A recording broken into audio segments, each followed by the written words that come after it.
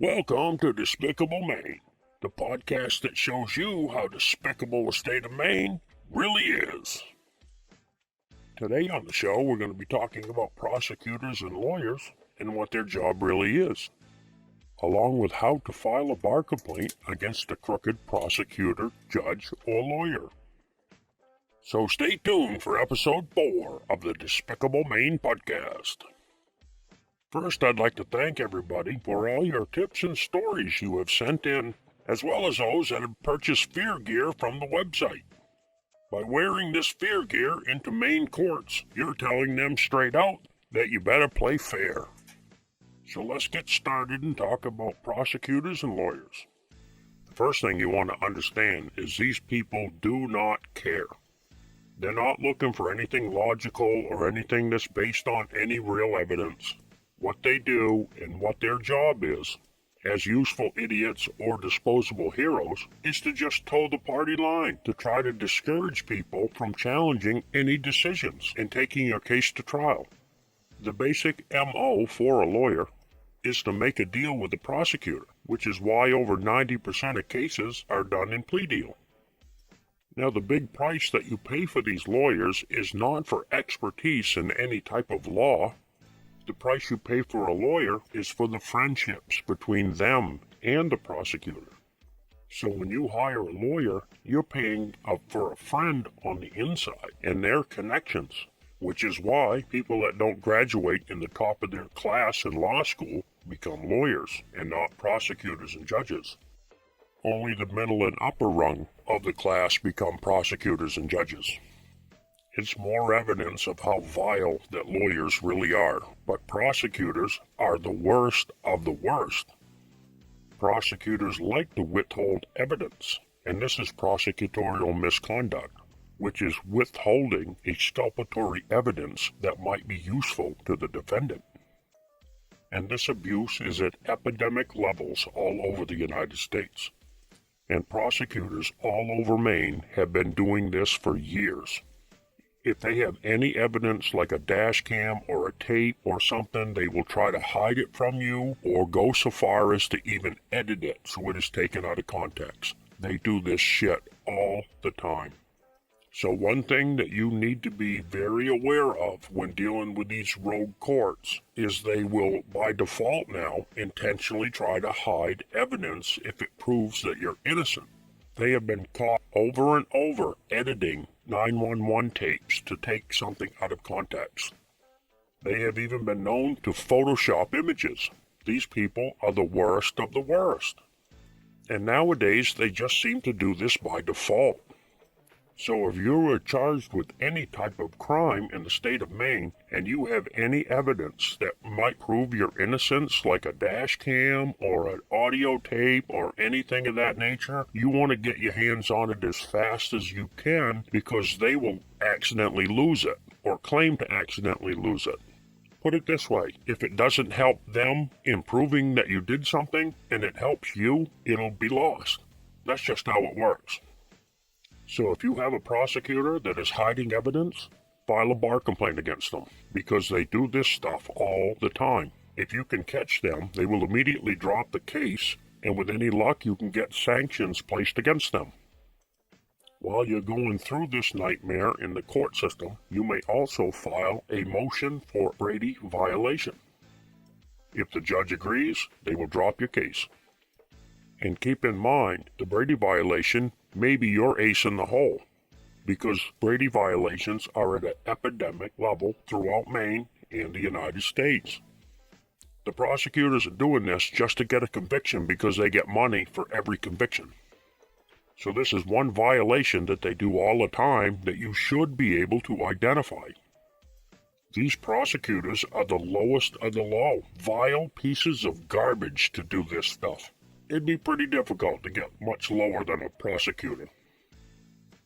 And remember, these people are trying to put innocent people in jail, and they are deliberately obstructing justice, and that is a felony.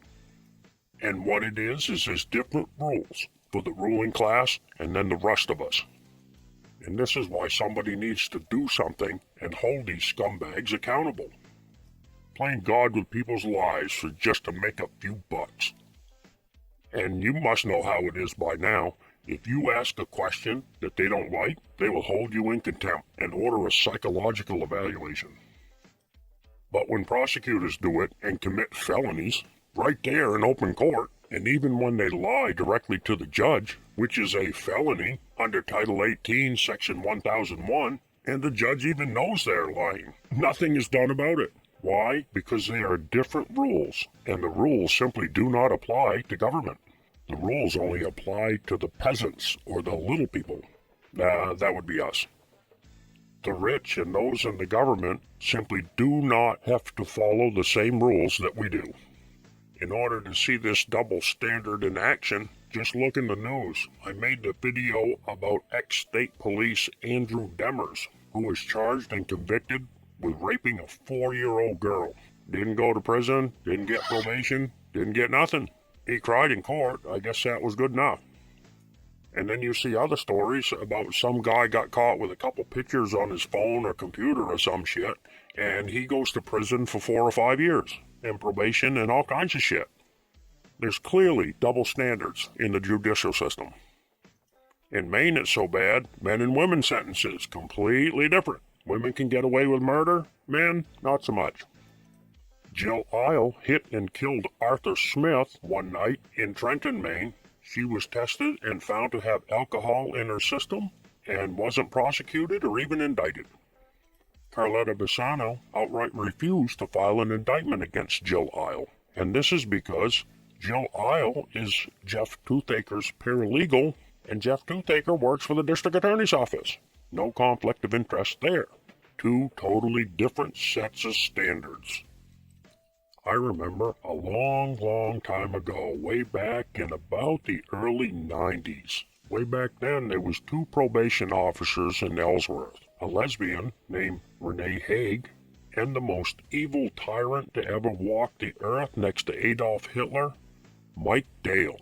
Mike Dale was one of the most evil people on the face of the planet.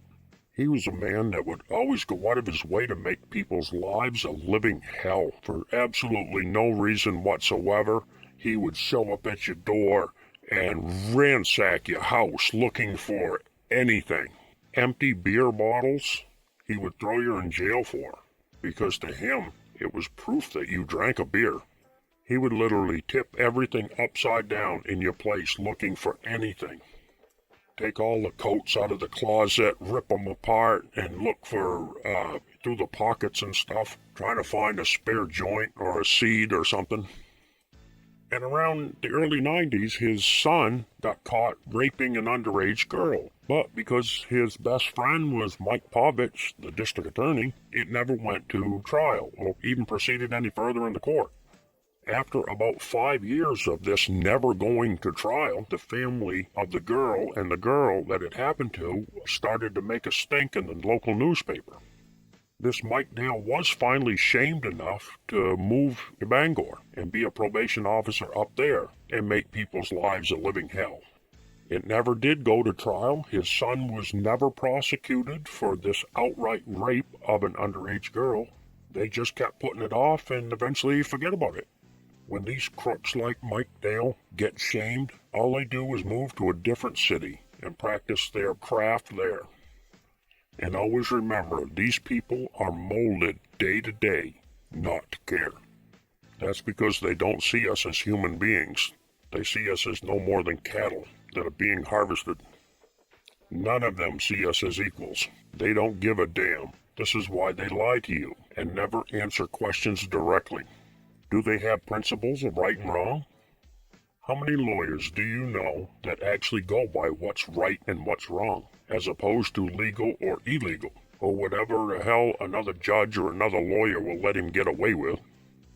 The facts are, prosecutors are not going to reach their burden of proof of anything unless the judge makes them. A prosecutor is going to do the bare minimum of whatever he has to do in order to get a conviction. This is why the prosecutor and your lawyer will usually threaten you with more time if you decide to take it to trial, because you're going to make the guy do a little work. And the prosecutor will do the absolute minimum that they have to gain that conviction. Don't you see how disgusting that these people really are when it comes to the principle of right and wrong? If your principle of right and wrong is what a lawyer says, you have big problems, my friend. You have serious, serious problems if you believe that. It's all about the money. They gotta destroy your life to make just a couple $100. Too bad for you. These are just a bunch of men and women who are a gang of criminals. It's all a sick and disgusting system designed to make lawyers money. And this misconduct is now just routine. We live in a world where the rich use a tool called government to do their bidding, and the rules do not apply to the rich. And these prosecutors in society can literally do anything they want with immunity, put innocent people in prison by the use of blatant malfeasance or misconduct, and nothing happens. One thing you can do, though, is file a bar complaint against them. They're still a lawyer. So if you catch these prosecutors in any of this misconduct, file a bar complaint against them. Don't be shy. They ain't got any hesitation of ruining your life, I'll tell you that. And this should be easy because prosecutorial misconduct is at epidemic levels. If you catch them, file a bar complaint. If you catch them in this blatant misconduct like Vladik Filler did, you might get the $400,000 like he did out of Hancock County, which has been screwing people over for years, and they're still doing it to this day. It's one big double standard, where none of the rules apply to them, and they only apply to the peasants. And they don't care about the rules. They simply do not care about the rules. They make them up as they go, and they do whatever they want. And they just don't give a damn about you or anything about you. They want your next paycheck and every paycheck that they can get after that. We live in a world where the double standard is the divine right of the rich. But if you can catch these prosecutors in a Brady violation, you can file a motion for dismissal and possibly get sanctions against the prosecutor. But at least the violations that they are found to have committed will be on their permanent record. Keep in mind that when you file a bar complaint, it's going to be investigated by their fellow friends and golfing buddies. And the Bar Association's entire job is to find what you say frivolous. But if you have facts and have proof of these facts, then they have to do something about it. So you literally have to force the bar to do something about it. When you fill out a bar complaint, only list facts and the references to evidence of the facts. Do not give your opinion about anything on the bar complaint. You want to list only facts. If you write something like, they was a jerk, they're going to say, well, since the person didn't like them, then we're going to throw it out as frivolous. They had a grudge against them. That's what they're going to say. So you don't want to say anything in the bar complaint other than facts. You also don't have to use their bar complaint form. You can send them a letter. If you write a letter to the bar with clear, precise, and unquestionable evidence of misconduct, then they have to take it seriously. There is no law that says that you have to use their bar complaint form. Remember, there's one thing that all of these crooks have in common, is they have a license to practice in their state. Whether it be a prosecutor, a lawyer, a judge, or a cop, they all have licenses to practice. And without the license, they can't do the things that they do. That's how the state regulates and controls these people. So without their license, their livelihood is over, so the best way to attack these crooks is by attacking their license. Because without it, they have to go back digging ditches. In order to attack their license, you have to file a valid complaint. A valid complaint is a public official that is incompetent, crooked, or abusive. Shouldn't be too hard to find that, now should it? So the more clear, precise, and unquestionable evidence you have of incompetent, crooked, or abusive, the less likely it is that they can lie their way out of it. Let me say that again. To file a valid complaint, you need to have clear, precise, and unquestionable evidence of incompetent, crooked, or abusive.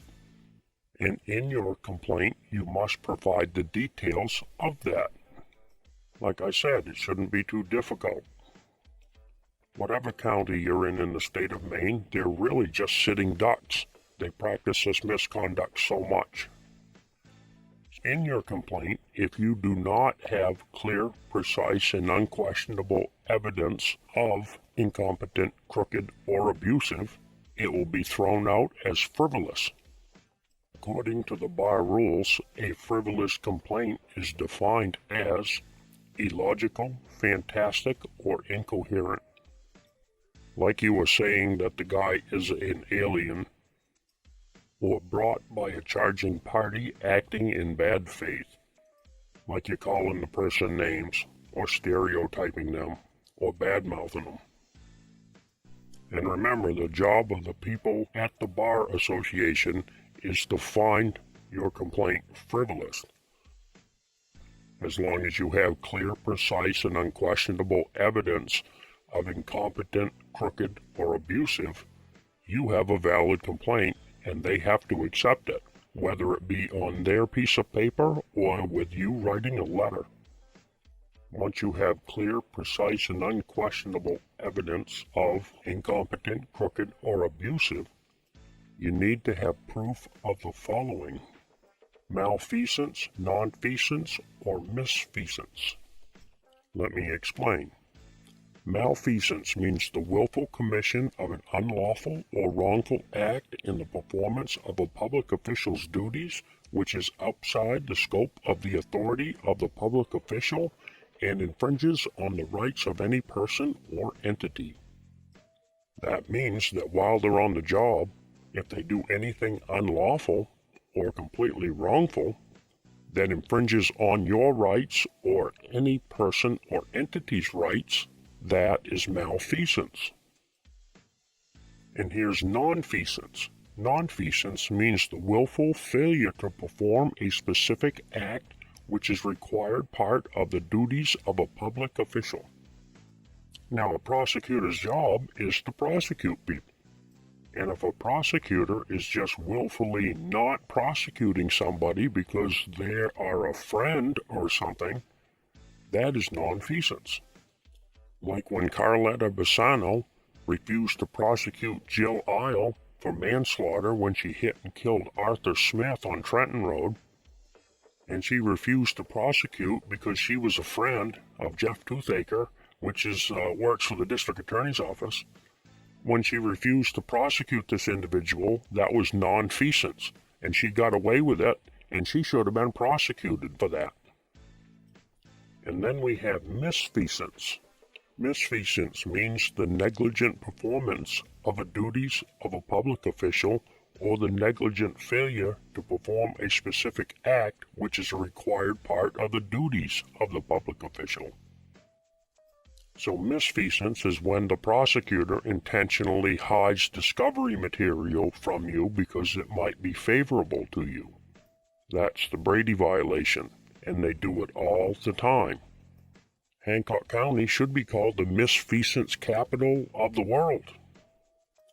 So clear, precise, and unquestionable evidence of incompetent, crooked, or abusive, focusing on malfeasance, nonfeasance, or misfeasance by any lawyer, prosecutor, judge, or police.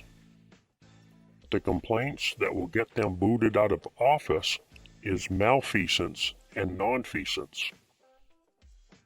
Misfeasance, they may get sanctioned, but will not get completely booted out of office. It will, however, stay on their permanent bar record. Where to file complaints is your state's bar website will have the address. Your complaints must be submitted by mail. If you have a complaint about a police officer, if it's a city police, you're supposed to go to the sheriff's department. If your complaint is about a sheriff, you're supposed to go to the state police. If your complaint is about a state police officer, you're supposed to go to the attorney general. And if you have a complaint about a judge, there's a special judicial branch to make a complaint with them. That's how it's supposed to work. And I think the one thing that keeps people from filing more complaints is they still live there, which means as soon as you file a complaint against them, they're going to do whatever they can to try to get you back. Total vindictive asshole. If you're in something like Ellsworth or Bucksport or Winslow or something like that, the cops will be riding by trying to get you every 3 minutes. What can I get them for? What can I get them for? What can I get them for? And you know it as well as I do. These people will stalk you if you're in their jurisdiction and you make a complaint against them. But if you don't live in the area, there ain't really much they can do. Wouldn't be traveling to that area anytime soon because you're liable to run into that vindictive asshole. What can I get them for? What can I get them for? What can I get them for?